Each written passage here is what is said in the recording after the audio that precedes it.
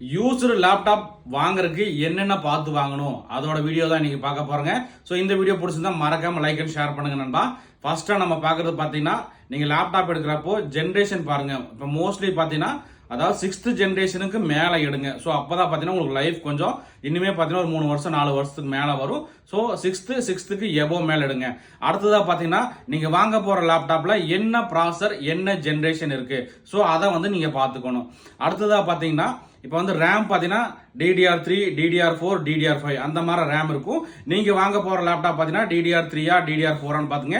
DDR5 எல்லாமே பார்த்தீங்கன்னா லேட்டஸ்டா இப்போ வந்து 13வது ஜென்ரேஷன் மேல தான் DDR5 வருது. ஸோ செகண்ட்ஸ்ங்கிறப்ப பார்த்தீங்கன்னா உங்களுக்கு DDR3 இல்லாட்டி DDR4 ரேம் வரும்.